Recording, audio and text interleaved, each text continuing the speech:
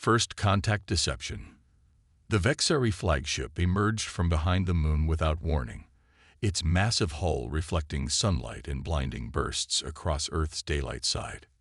Communication systems worldwide crackled with the same message in every language. People of Earth, we come in peace. Commander Sarah Chen stood on the observation deck of the International Space Station, her dark eyes narrowed as she studied the alien vessel through reinforced glass. 20 years in the United Nations Space Command had taught her caution, especially when something seemed too good to be true. Getting anything from UNSC headquarters, she asked her communications officer, Lieutenant Marcus Reeves. "They're scrambling, Commander," Marcus replied, his fingers flying across holographic displays. "Every government on Earth is receiving the same transmission. The visitors are requesting permission to send a diplomatic delegation to meet with the United Nations Security Council." Sarah's gaze never left the alien ship. Its design defied conventional aerospace engineering. Smooth curves where there should be propulsion systems, no visible weapons or defense mechanisms, and a hull material that seemed to pulse with an inner light. "They're calling themselves the Vexari," Marcus continued. "They claim to be representatives of a peaceful coalition of species from a neighboring stellar cluster. How convenient that they speak all our languages perfectly," Sarah muttered. 3 days later, Sarah found herself in New York City, standing at attention behind General Hayden Rodriguez as the first Vexari representatives stepped onto Earth soil. The aliens were humanoid but distinctly non-human, standing nearly 7 feet tall with iridescent blue-green skin that shimmered under the sunlight. Their four-fingered hands moved with hypnotic grace as they greeted Earth's leaders. The Vexari ambassador, who called himself Nexer, spoke with a melodic voice that seemed to bypass the ears and resonate directly in the mind. "We have watched your species for centuries, admiring your resilience and creativity. Now we wish to welcome you to the galactic community and share our knowledge." Over the next 6 months, the Vexari delivered on their promises. They established cultural exchange centers in major cities around the world. They shared medical technology that cured several previously incurable diseases. They introduced clean energy systems that could power entire countries without pollution. Most people embraced the aliens as saviors. Earth's leaders welcomed the technological advancements. The economy boomed as Vexari innovations transformed industries overnight. But Sarah Chen saw something others missed. Now stationed at the UNSC headquarters in Geneva as Chief of Security for Vexari Relations, Sarah had unprecedented access to the aliens' activities. She noticed patterns. The Vexari were generous with civilian technology, but evasive about their military capabilities. They established their largest facilities near Earth's strategic defense installations. They requested detailed information about Earth's resource deposits and military protocols, but revealed almost nothing about their own homeworld or society. "They're mapping our defenses," Sarah told Dr. Eli Kaminsky, an astrophysicist who'd been analyzing Vexari transmission patterns. They met in a small cafe in Geneva, away from the listening devices that seemed to multiply daily in official buildings. Eli nodded, his eyes tired behind wire-rimmed glasses. "And they're sending massive data packets to somewhere beyond our solar system." The transmissions intensified after they gained access to our defense grids. Sarah sipped her coffee, her mind racing through possibilities. "Have you identified what they're sending?" "Encrypted, but the packet structure suggests comprehensive geographical and military data. Resource locations, defense capabilities, population centers." Eli slid a small data chip across the table. "I've also detected something else. Subspace anomalies at the edge of our solar system. Something's gathering there, Commander." Sarah pocketed the chip. "We need proof to take to the Security Council. Most world leaders still believe the Vexari are our salvation." "We might not have much time," Eli warned. "The anomalies are growing stronger." Sarah spent the next month gathering evidence. She recruited a small team of trusted officers and scientists who shared her suspicions. They documented unusual Vexari activities, analyzed transmission patterns, and monitored the aliens' movements around Earth's defense installations. The breakthrough came when Lieutenant Reeves, now working in Sarah's team, managed to decrypt a portion of the Vexeri transmission. The message was clear: defenses mapped, population control measures in place. Commence Phase 2. "We're out of time," Sarah told her team during an emergency meeting in an underground bunker beneath Geneva. "The Vexeri aren't here to help us join the galactic community. They're preparing us for conquest." That evening, as Sarah prepared to present her evidence to General Rodriguez, all communications worldwide suddenly ceased. Television screens, internet connections, and communication devices simultaneously displayed the same message, a symbol resembling the Vexeri crest, pulsing with hypnotic rhythm. Sarah watched in horror from the command center as reports flooded in. People around the world stood motionless, their eyes fixed on the symbol. Military personnel abandoned their posts. Government officials walked out of secure facilities, leaving doors open behind them. "It's some kind of mass hypnotic suggestion," Dr. Kaminsky said, his voice shaking. "The Vexeri embedded triggers in their technology. Everyone who's been using their devices is susceptible." Sarah looked around the command center. Half her staff sat motionless, staring blankly at screens. "Why aren't we affected?" "The special glasses I gave the team," Eli explained. "They filter out the specific light frequencies the Vexeri used for neural manipulation." Sarah's secure phone vibrated. A text from General Rodriguez, who had somehow remained unaffected. "Protocol Omega. Authorization. Sierra Charlie 1142. God help us all." Sarah's blood ran cold. Protocol Omega was the last resort contingency plan, developed in secret after first contact. It was designed for one scenario only: hostile alien takeover. As she input her authentication codes to activate the protocol, Sarah looked out the window. Massive Vexeri ships now filled the sky, hundreds of them where there had been only one before. Beams of pale green light stabbed downward, targeting military installations worldwide. The Vexeri's true face was revealed. They had never come in peace. They had come to harvest. Protocol Omega's first phase initiated silently across the globe. Deep beneath the oceans, in mountain bunkers, and in secret facilities, systems began to wake up. Systems the Vexeri knew nothing about, because they had been built long before the aliens arrived. Sarah Chen squared her shoulders as she prepared to lead what remained of Earth's free military forces. The Vexeri thought they had conquered a helpless world. They were about to learn how wrong they were. "Send the signal," she ordered Lieutenant Reeves. "Activate all sleeper cells, and get me a secure line to Luna Base. Tell them to power up the Artemis array." As the Vexeri celebration of conquest began, humanity's hidden arsenal stirred to life in the darkness between worlds. Humanity's hidden arsenal. 3 months after the Vexeri takeover, Earth had become a resource extraction planet. Massive mining operations scared the landscape as the aliens stripped away precious metals and rare minerals. Humans worked as laborers under the watchful eyes of Vexeri overseers and their robotic enforcers. Those who resisted disappeared into the processing ships that regularly departed for unknown destinations beyond the solar system. Commander Sarah Chen had lost weight and gained scars, but her determination remained unbroken. From the hidden resistance base, deep beneath the Rocky Mountains, she coordinated what remained of humanity's free forces. "Status report," she demanded, entering the command center where her core team worked around the clock.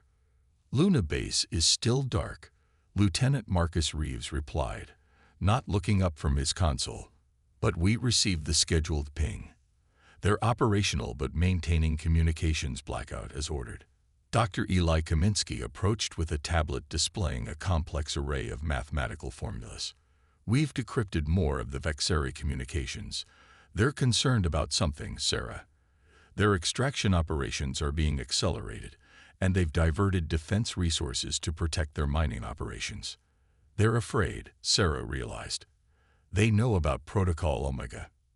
Sarah had spent the last 3 months implementing the protocol's second phase, establishing a resistance network, gathering intelligence on Vexari operations, and most importantly, maintaining the connection with humanity's greatest secret. "What's the status of Artemis Array?" she asked. Marcus pulled up a secure display. "Power levels at 92% and climbing. According to Dr. Kaminsky's calculations, we'll reach optimal capacity in approximately 7 days." Sarah nodded. "And the Prometheus facilities?" "All stations report ready," Eli said. "The Vexari still haven't detected them, thanks to the quantum camouflage technology. They've been so focused on Earth they haven't bothered to look carefully at the asteroid belt or the outer planets." Sarah allowed herself a small smile. The Vexari had made the same mistake many conquerors throughout human history had made. They had assumed that Earth was humanity's only home. They were wrong. 200 years earlier, when humans first reached Mars, they discovered something that changed the course of human history, evidence that Earth had been visited before. Ancient ruins beneath the Martian surface revealed a devastating truth. Earth had been invaded and stripped of resources multiple times throughout its history by different alien species.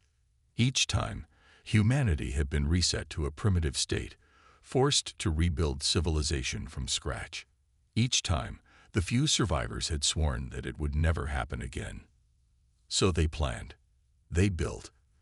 They hid their greatest achievements and most powerful technologies away from Earth, creating a network of bases and manufacturing facilities throughout the solar system. The Artemis Array on the Moon, the Prometheus shipyards in the asteroid belt, the massive defense installations on Jupiter's moons, all hidden behind quantum camouflage technology that made them invisible to conventional sensors. For generations, select individuals within Earth's governments and militaries had known about and maintained this secret. They had channeled resources into the off-world facilities under the guise of classified research projects and black-budget operations. They had prepared for the day when aliens would return. That day had come. "The Vexari are moving more ships into orbital positions," Marcus reported. "They've established a defensive perimeter around the planet." "How many ships?" Sarah asked. 217 warships, plus support vessels." Sarah studied the tactical display. "Not enough. Their intelligence is incomplete. They think they're dealing with a simple planetary resistance." "When do we strike?" Eli asked. Sarah's eyes narrowed. "We wait until their extraction fleet arrives. According to their communications, they're sending their largest harvester ships to collect the first major shipment of resources and processed human labor units. That's when they'll be most vulnerable, their attention divided between defending against us and protecting their precious cargo." 5 days later, the Resistance detected a massive subspace disturbance at the edge of the solar system. "Vexari reinforcements," Marcus confirmed. 37 ships, including 3 harvesters. Each harvester is approximately twice the size of their largest warship. "Time to arrival at Earth?" Sarah asked. 26 hours. Sarah nodded. "Send the activation signal. All units prepare for Operation Reclamation." Throughout the solar system, hidden facilities stirred to life. In the asteroid belt, massive shipyards unveiled themselves, revealing thousands of warships that had been built and maintained in secret for generations.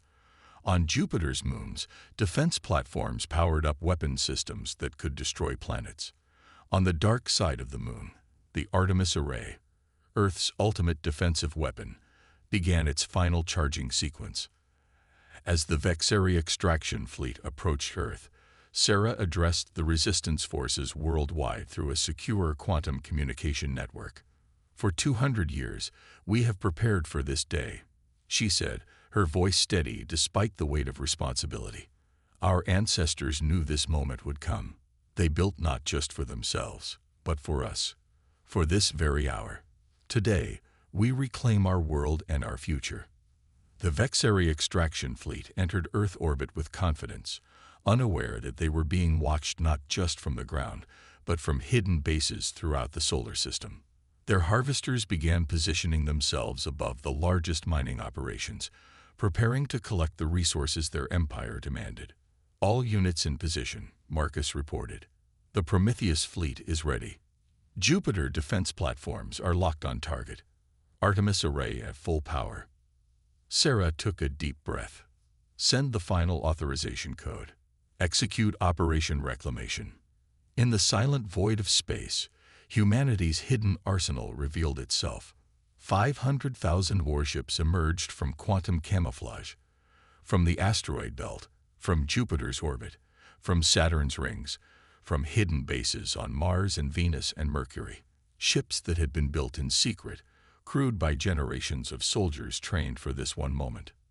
The Vexari commanders barely had time to register shock before the attack began. The Jupiter defense platforms fired first, massive energy beams striking the largest Vexari warships. Then the Prometheus fleet engaged, surrounding the extraction fleet in a perfect sphere of coordinated firepower. On Earth, resistance fighters simultaneously struck Vexari ground installations. Saboteurs who had infiltrated mining operations activated hidden explosives. Special forces teams equipped with weapons designed specifically to penetrate Vexari defenses stormed control centers. And from the dark side of the moon, the Artemis array fired, a beam of concentrated energy that cut through the Vexari flagship like it was paper. The battle lasted less than an hour. The Vexari, caught completely by surprise, had no defense against weapons specifically designed to counter their technology. Their ships fell one by one, their ground forces found themselves cut off from orbital support, and their communication systems were jammed by technologies they had never encountered before. Sarah watched the tactical display as victory reports came in from around the world and throughout the solar system. Vexari orbital forces neutralized, Marcus reported.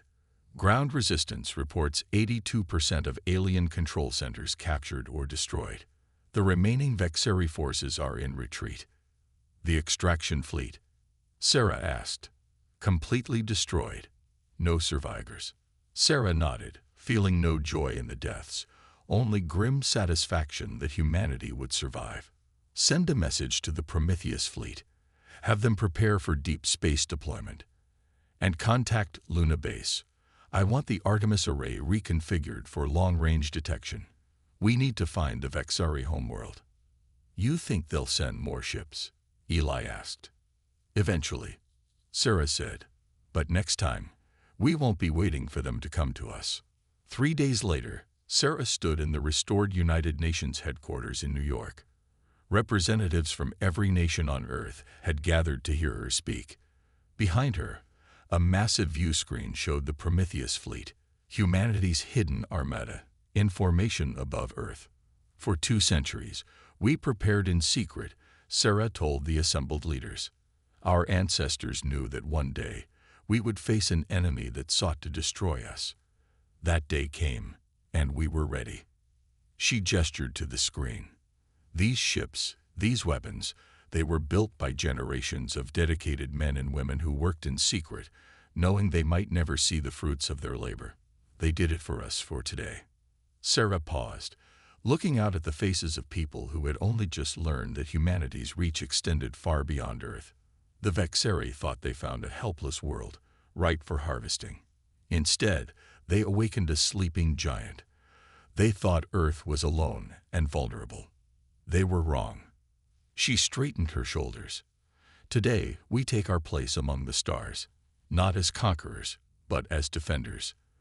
The Vexari will return, and they may bring allies, but when they do, they will find not just Earth waiting for them, but humanity, united, prepared, and ready to fight for our right to exist.